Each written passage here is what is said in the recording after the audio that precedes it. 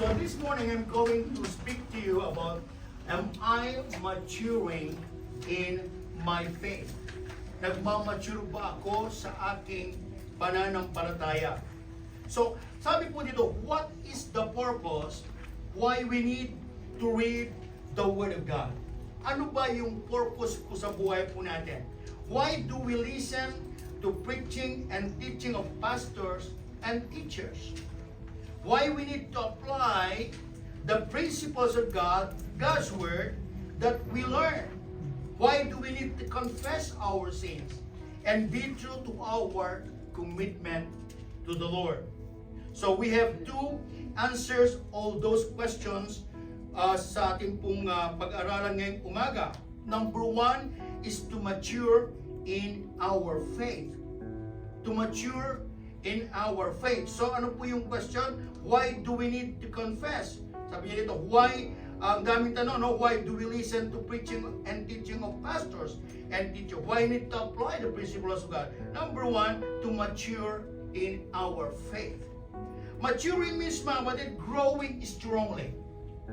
Now, kung tayo pa isang mananampalataya, if we are not strong, anong mangyayari po sa atin?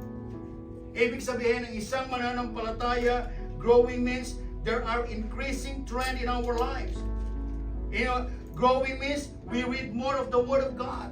We pray more consistently. Praying is a hard part of our life bilang isang mananampalataya. Because you cannot come to the Lord kung tayo po ay makasalanan. Amen?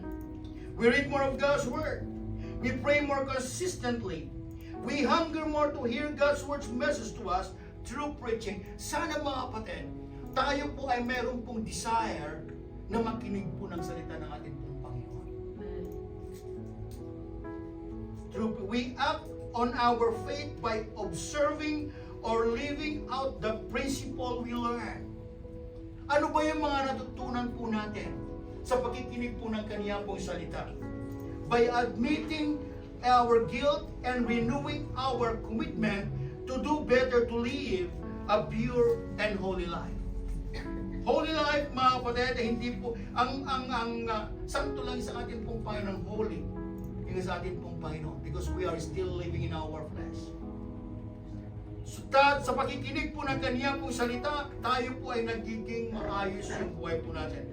One of the biggest dangers for believers, mga kapatid, is a failure to mature. Kung hindi ka lumalago sa pananampalataya mo, that is, sabi niya, biggest dangers in your life. Araw-araw, every Sunday, you are hearing the Word of God. Pero walang pagbabago sa buhay mo. Pagbuhay ko, you are not maturing in your Christian life. It is one's fault if we do not manifest the growth that is expected to us. Ano ba ang ine-expect ng Panginoon sa atin? Once you accepted Him in your life, kailangan makitang lumalago po tayo.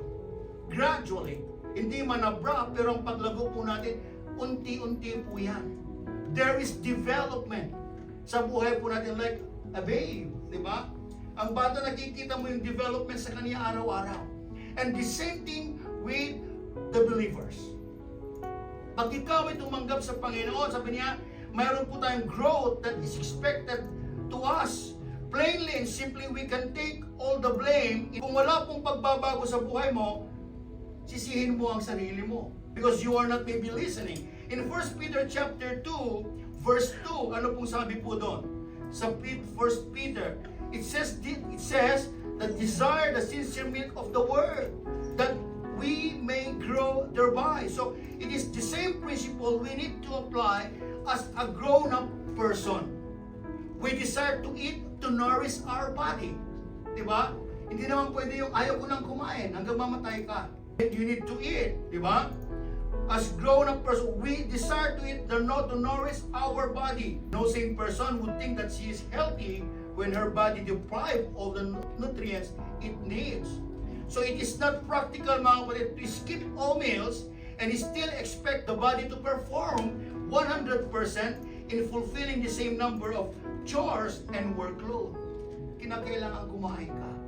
And the same thing in our life, bilang isang mananampalataya, we need to hear God's word. Amen? For you to be strong in your Christian life. We are in a battle, mga kapatid. Hindi po magandang buhay lang, hindi po maayos, hindi po palaging bed of roses ang buhay po na isang mananampalataya. But we are traveling a road na butas-butas. Marami pong pagsubok sa buhay.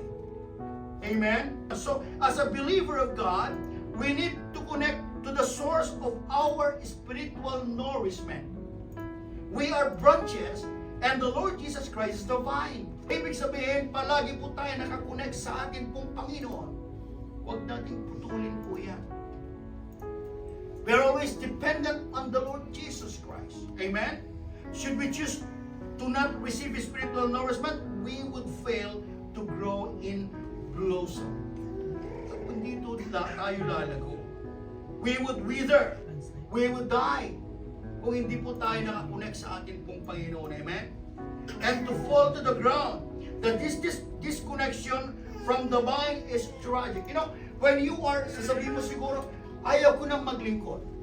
I want to go away from the church. Ano mangyayari po sa atin? One could only grow if well nourished.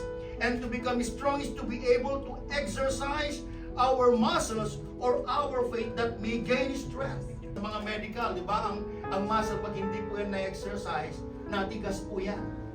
Tama? Masakit i-stretch. Di ba? Palagi ka sa higaan mo, tumayo ka, mag-inat ka. Ba't ang sakit nito?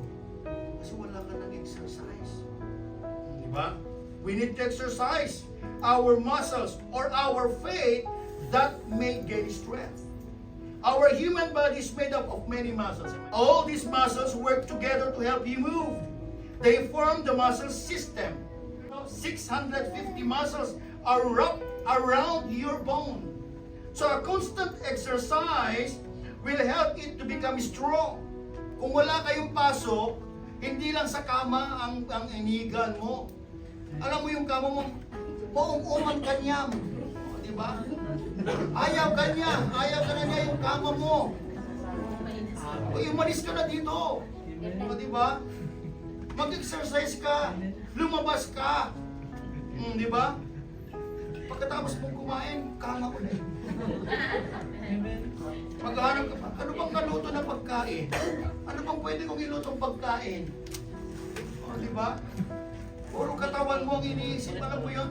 Mag-exercise ka to be strong. Because if not, mga kapatid, mahina po tayo. And the same thing with our life bilang isang mananampalataya. Exercise means to hear God's word. And i-apply mo sa buhay mo. Amen? We need to connect the source. One could grow if well nourished. Sabi yung 650 muscles. So, a constant exercise will help it to become strong. So, like an athlete, they need to develop the strength of the muscles. O, si Yulo. O, Yulo, ang apelyido niya? O, milyon ang pera niya. Because of his ability. Diba? Gold. Tingnan mo siguro, dalawa pa. Hindi po basta-basta nagpunta doon na wala po siyang training. But he exercised. The same thing with our faith. Amen? We have been called by God to run the race. We are supposed to be a good runner and active in the faith. To mature in our faith.